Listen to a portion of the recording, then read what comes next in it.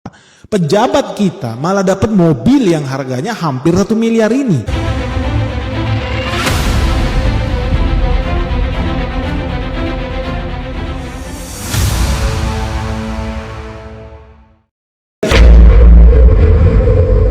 Dan kalau lu masih punya hati nurani, lu tahu nggak kenapa ini tragis?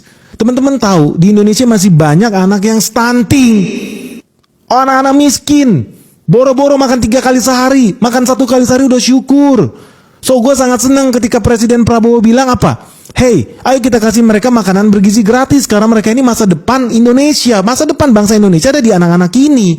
Ayo kita kasih mereka makanan bergizi gratis. Budgetnya berapa? 10.000 rupiah per bocil. Tunggu dulu. Sekarang udah disunat nih, kan ada efisiensi anggaran. Sekarang turun jadi 8.000 rupiah per bocil. Bocah-bocah ini dikasih budget supaya sehat, supaya pintar, masa depan kita ada di mereka, dikasih anggaran 8.000 rupiah per anak. Jadi mereka disunat anggarannya. Tapi konyolnya pejabat Indonesia mobil mewahnya malah dinaikin anggarannya dari 800 jutaan ke 900 jutaan, hampir 1 miliar. Gila. Kalau lu punya hati, lu pikir, lu tahu mobil mewah itu buat satu pejabat eselon 1 harganya 931 juta, lu bagi 8.000 perak anggaran buat kasih makan satu mulut anak Indonesia, lu dapat angka 112.000. Gila lu tuh, lu gila emang. Emang bangsa ini hancur, udah hancur sehancur-hancurnya.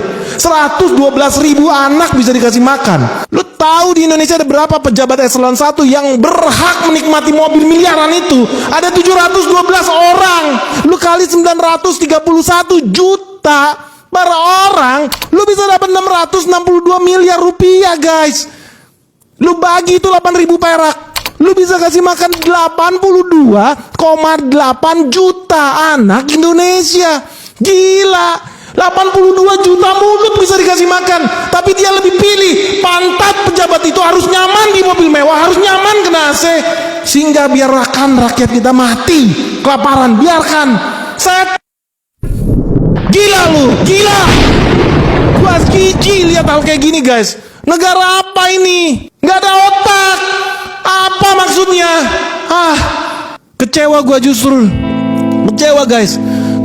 Jujur aja guys. Menurut lu masuk akal nggak?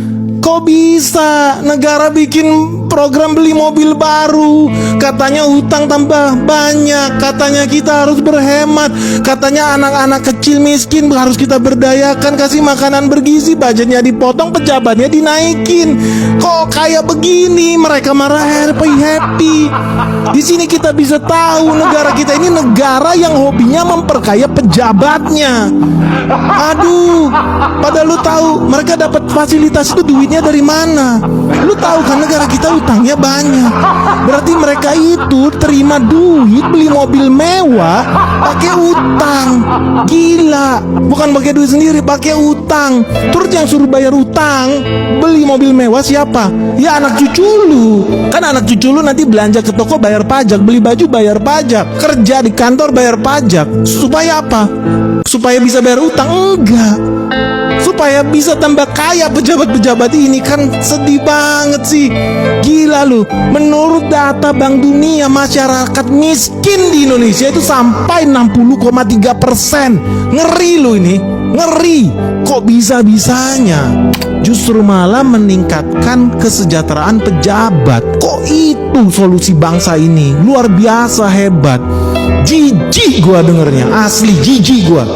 Memang betul kalau orang-orang bilang kabur aja dulu ke Singapura, kabur aja dulu ke Malaysia, kabur aja dulu ke luar negeri. Apa iya kita pingin makin banyak orang kita pindah ke sana? Orang-orang pintar di Indonesia tidak dihargai pindah ke sana. Apa iya seperti itu? Ini betul-betul mengerikan, guys. Menurut lu dia udah bener belum sih kok menteri kita bikin program seperti ini? Ini bener nggak sih? Ini waras nggak? Coba sih teman-teman, apakah ini contoh penggunaan anggaran negara saat ini sudah efisien? Kok kayaknya beda ya? Apa yang dikatakan presiden kita harus berhemat, terus apa yang dilakukan menteri kok kayaknya beda ya guys ya? Atau gue yang rabun jauh nih, nggak bisa baca tulis nih, sehingga nggak bisa lihat kok fakta dengan yang dikatakan jadi beda nih. Apa yang terjadi ya di republik ini? Kok ada miskomunikasi ya? Dan gue juga masih nggak masuk akal. Ketika mayoritas rakyat Indonesia, ini data BPS loh yang bilang, gajinya cuma 6 jutaan. 6 jutaan sebulan, cuma dikasih tontonan pejabatnya naik mobil harga miliaran. Gila. Nggak ada hati, betul-betul sadis bangsa ini, sadis. Menurut lu gimana guys? Ini normal nggak? Ini bener nggak? Ini sehat nggak sih? Apa sih pengelolaan negara model apa ini? Atau jangan-jangan memang Singapura aja yang kebangetan? Kok Singapura bisa-bisanya naik pesawat murah pejabat-pejabat mereka? Kok pejabat di Jerman, di Belanda, kok bisa-bisanya kalau pergi ke kantor cuma naik sepeda? Apakah negara mereka bukti? Negara mereka super miskin? Atau jangan-jangan negara kita aja yang kebanyakan munafik? Bilang anti korupsi, bilang jangan mencuri, bilang harus hidup hemat, harus hidup sederhana. Faktanya begitu dia jadi pejabat, rakus semua. Rakus guys, apa betul begitu? Dan ini lu bisa bayangkan ya, kalau ini terus-menerus terjadi, tahun ini, tahun depan, 5 tahun lagi, 10 tahun lagi, 20 tahun lagi, apa yang terjadi? Gua sih percaya ya, dengan omongan salah satu pejabat di negeri ini, bahwa Indonesia 2030 jangan-jangan bubar beneran. Karena orang udah bisa lihat, ini nggak masuk akal. Negara kita bukan di level yang bisa beli mobil mewah buat para pejabatnya selama masih banyak orang mati kelaparan. Gila, gila guys. Gue udah sedih banget asli lihat ini guys. So ya udahlah ya guys ya, dibanding gue mati darah tinggi, gue tanya sama lu aja deh, lu setuju apa enggak sama menteri segala abad, menteri paling pintar, brilian di republik ini, siapapun presidennya, dia adalah menterinya, untuk meningkatkan fasilitas pantat pejabat